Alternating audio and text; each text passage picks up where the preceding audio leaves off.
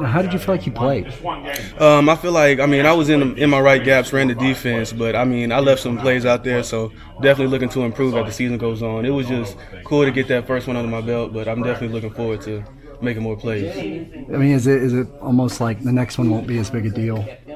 No, I gotta treat every game like it's the championship. I just mean like in terms of nerves and stuff. Oh yeah, definitely you know what to expect now at this point. So. That's what I mean. Yes. You, I guess, being out, you started outside, came inside. Other than that, what's that like transitioning?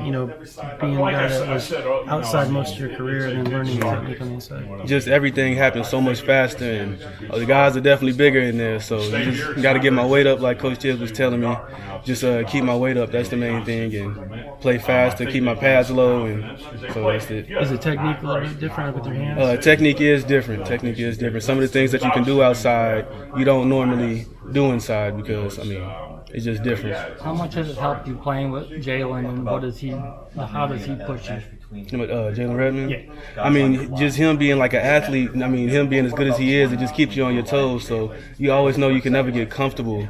But, we always root for each other. We help each other out, so we're good friends. When you talk about sort of NEO being your only option because of all the paperwork and all that stuff, what was it like when you found out, last fall that you had qualified? I was shocked, to be honest, because I'm thinking I'm going to have to stay at NEO until May and graduate there. But we're filling out the paperwork in my head coach's office. He was a big help for me finding out. But once we found out, it was just like everything just kind of exploded from there. So it was pretty exciting. Called my mom the first thing I did, and we over there happy praising God and stuff like that. So it was cool. When you were in high school, did you know it was going to be a difficult process for you to qualify? I did not know, because it was just like every time I did something, I'm thinking I'm good. It wasn't like, it was just more paperwork the next time. So, it's definitely a lot to learn when you're doing that homeschool way. Was it ever an option for you to attend a different high school, to not be homeschooled? Well, I did play for Central High School for 1 year, and then somebody told us that the program that we were doing, because it was still homeschool, but I just played sports for them, but somebody told us the program we were doing might not be accepted. So when we called the NCAA, they was like, it's either better to be all the way homeschooled or all the way public school. And so my credits didn't transfer, so it wasn't really an option to go back to try to be public school. What has Coach Tibbs meant to you? Coach Tibbs, he always pushes you. He never lets you get comfortable. He always wants you to. He wants to bring the best out of you. So you got to just keep working, keep grinding, and never think that you're there yet. What was it like when he first approached your recruiting trail? That he was actually looking your way. Well, when he DM'd me on Twitter, and then I looked at it, then I looked at my roommate at NEO, and I said, "Look at this." And he said, because everybody knew I wanted to go to OU, and they was like, "Would you go there over this school?" I said, "If any school offered me, I would go to OU over any of them."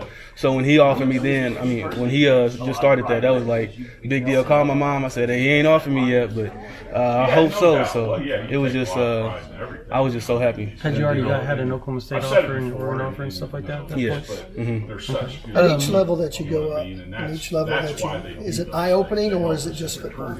It is eye-opening just from going from homeschool to NEO, just seeing how colleges ran. Homeschool football, how it was for me was I didn't really learn how to play football. It was just like be an athlete and make plays. But then when you get to college, everybody's kind of on your level, so you really have to learn technique and everything like that. But when you're in JUCO, there's still a talent gap. So then when you go D1, now you really have to add that there's no gap. There's still a gap sometimes, but most of the time, technique is what separates you. So did you have to catch your breath, so to speak, Sunday? You're in a D1 game against D1 athletes.